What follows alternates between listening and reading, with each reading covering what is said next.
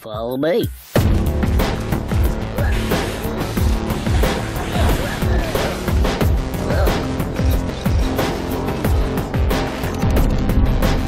So it's been a few years since we caught up last, Lorne, and I'd just like to ask you, where are we at with Oddworld today? Are you happy with what's been going on the last few years and where Oddworld is heading? Surprisingly, yes. It's been an interesting journey, right? We started in '94. We shut down an operation in 2005. I think that's the last time I saw you. You were at our studio in 2005, I think. Yes. Right? Yeah. For Stranger's Wrath. For Stranger's Wrath. And then, the industry was changing quick, so we made a lot of decisions. We placed a bet that eventually digital distribution would actually be a way to revitalize ourselves the way we wanted to, basically moving out of the traditional developer-publisher relationships more into self-publishing. And in 2008, we started that on Steam, and now that allowed us to generate the revenue where we could finance things like New and Tasty. And now we're planning the second title. I can't mention it yet, but it's kind of obvious, and we're doing a similar treatment. And that's staging us to, its success. We're getting on more networks. We've got, we just released on Steam and PC, Mac, Linux. Now we have Xbox One, PS3, PS Vita, Wii U. All these are coming out still. And, sales have been great. Reception's been great. So where we currently are at, it's wonderful. We like it, and now we're looking at how do we take that to the next level. But in what we've been doing, we've been very conservative. Like, we've had to build it the old way, build business the old way. You actually make some money and then you reinvest it. You don't go out and get loans, financing. And so that was new to us, building businesses the old way. But it's actually working, and it's given us some creative freedom. And hopefully, it gives us enough of a bank reservoir that we can start doing that new IP sooner than later. And, obviously that's our goal. And so we got some other announcements we'll be making before that. But the trajectories look right, so I think the future's bright. And I got to say, we're happy. And you teamed up with Just Add Water. Is that the sort of the road ahead to sort of forge that partnership, or are you looking to add other partnerships? Wide partnerships. So Just Add Water did great. We worked with them over the last.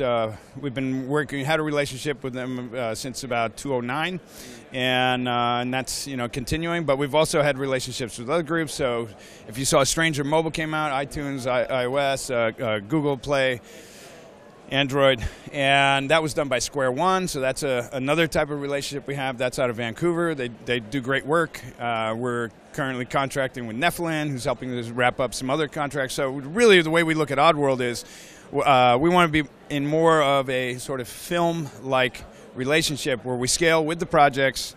We keep our core very small, very simple, and then we're contracting out for all the needs, and then we go to the best people for the right time in the job. And so far, that's been working out really nice. And in there in the middle sits you and decides what's going to happen next. Yeah, with some Rolaids and indigestion and some anti-stress pills or something. Yeah, but we got to figure it out. And we like the model of paying for it ourselves. That's always scary. It's challenging, but we do it. It's working, and it allows us to stay focused on quality and not like on release dates. So we messed some things up. We didn't get simultaneous release like we'd hoped on different platforms. So we live and learn, and then we leave some of the rewards laying on a table that we can get to harvest, and we say, okay, well, next time, can we do that a little better? Can we do it a little smarter? What did we do wrong? What did we learn?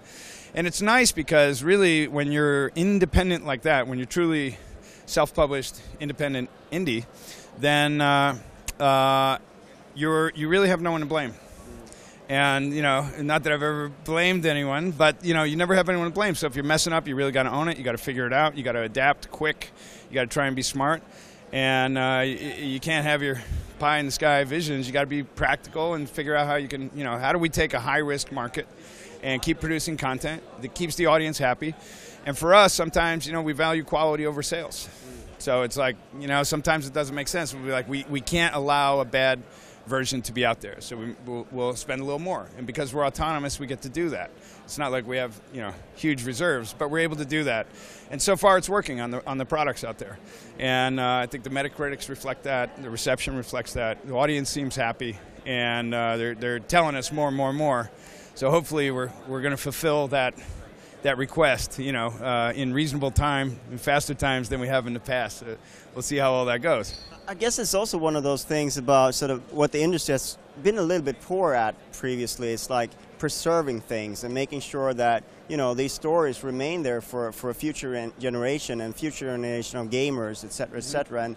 And you know, maybe that is also part of the foundation that you're building now with this new. Well, that's what that was always the idea. You know, I mean, we started talking long before you were out in the studio last time, and when you look at the whole history of it, that was the idea. The idea was, why can't Oddworld be like Dr. Seuss? Why can't it be like, you know, Mickey, right? Why can't it grow with generations? And why can't someone who played it when they were a kid now, when they have kids, and we're seeing that. We're seeing the people that were kids with Oddworld are now playing Oddworld with their kids. And they want to go back to those same games because it meant something special to them. So that longevity is there. What we didn't expect was that the old games would actually still continue to sell. And that new devices, like mobile devices, things like this, would create new opportunities and new exposure. So someone may have never played games except on a mobile device. And so for the first time, Oddworld's in their visibility and accessible. And we're getting good receptions in those areas. So when I look at it, I definitely want to keep on building into the future, keep on building upon things. I have to be smarter now, you know, because it's really do or die, and you got to figure it out yourself. But it's exciting, and I think one of the things that helped Oddworld was we were always about, you know, dark side of globalization content, right? So Abe was, if we look at it, Abe was the original 99% of gaming, right? And when you say, you know, the 99%, like he was the original guy that was like, capitalism's kind of a problem, folks, and this is what's happening. And I remember when we released, almost all the reviews would come out, though very anti-capitalistic, right? And now they're like, look at Oddworld, man, they were ahead of the curve, and the world is screwed today. And they were talking about it back then. This is cool, you know. And the youth today is more informed. Like, it's got the web access, you know, when it's like 6 months old, it's got an iPad. So you have a whole different audience and a different awareness. And I think the content of what we created and what Oddworld's about is really resonating today more than then. And that, you know, that brings a certain fan loyalty with it. I think as long as we keep that quality high and stay true to what those ambitions of ours were and what we always told the audience we were about. So with those changes and with digital distribution, look, now we see more and more. You know, so we've got Android TV coming out. You got Shield devices for Android TV. You got PlayStation TV. You got, you know, Apple TV is going to have to go, and it's going to have to become more of an iOS Apple TV game system. So we see like the boundaries between what was a cable box, what was your phone, what is a console. All that's blurring, and it's surprising how much. I mean, we just took New and Tasty to Android for the Shield because we wanted to test how well the new Shield 2 tablet was performing, and it runs on there like surprisingly well. So it's like you didn't think that you'd be going from the PS4 to tablet, you know, in 6 months, and it actually works. So there's all these things. You know, the game business is actually very confusing right now, and I think the smarter you are, the more confused you might be, unless you're one of these big winners, you know. And so many things that are moving, so many things that are changing. It's like, what is the game business today? Quite frankly, I'm not even sure, because it changes every week now, you know. Look at this show last year and look at it today. You know, last year it was like, was there even VR here? Barely. And now today, you know, look at all the ancillary products, all the related stuff, it's all around it. So really exciting stuff happening. Don't know exactly where it's all going. See a lot of exciting opportunity. Hopefully we have some really exciting announcements in the future, but, you know, not stuff I can ID right now.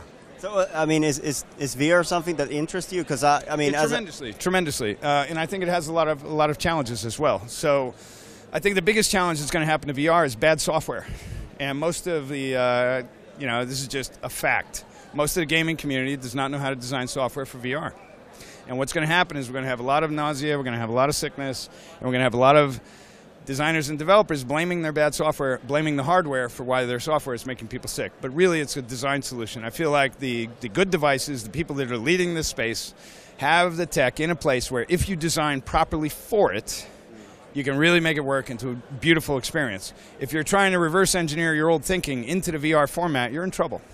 And you know, I don't think you're going to create very compelling experiences for people, maybe quite the opposite. You know? I mean, when did a consumer electronics product ever give you a 5-hour headache if it was a bad piece of software? Ever. So we're in a whole different category, and the reason that's happening is because it's so powerful. Have you done the Crescent Bay demos? Not yet. So you need to, because when you do, it's game over. You get it. It's a game changer. You get it. And then there's a lot of other complications that come with that I think need to shake out. You know, on legal, all kinds of levels, because it really is that game-changing. Question is, how soon is it really in the marketplace? How early should small developers be investing in it? When is there an install base? How long is the duration of stay? How long are players willing to stay in there? You know, right now, there's not much that's lasted more than a few minutes, right? And there's a reason. So there's a lot of things to learn, and I think there's going to be a lot of failures, and we'll get to learn from a lot of those failures. But overall, VR is not going away. It's here to stay. And so as a designer, I get very excited about it. As a business person, I'm less excited about it because I can't tell when we can actually stay in business building for it. So that's when you have to decide what person you are most, or if you're the business person or you're the designer most. Yeah, and how long you want to stay in business and what risks you're willing to take, right? So there's no doubt it's here to stay. Exactly who's going to be the winners and losers. Our game's going to be the biggest places. Industrial is going to be the biggest place. Is real estate, virtual wedding planning, is this going to be the biggest space? Is repairs on, truck engines going to be the biggest space? Who knows? What we know is it's a totally game-changing format. It comes with a lot of questions, a lot of issues, and it has to, because it is so powerful, and it is powerful. I mean, you get in there and you're standing on the ledge of a building in Valve's demo, and they just tell you to step off, and you can't. Now, I'd like to see you with the camera filming him with the demo, standing on the 60th floor in VR, and just say, step out. And if you can do that, I'll give you a free game. But I'll tell you, and you're a tough... Maybe I'll already have that game. Maybe, but maybe. That'd be nice. But I couldn't step out. So I know there's a 100% safe floor in front of me, but when I look down, I'm on a 60-story building with traffic running below my feet, and being normally human, I'm a little afraid of heights. A little. Not massively, but not enough that knowing 100% I could do that and be safe. But your mind sees one thing and your body knows another, and a lot of new discovery here. Very powerful technologies. All right. Thank you so much for talking. My pleasure. It's great to see you again.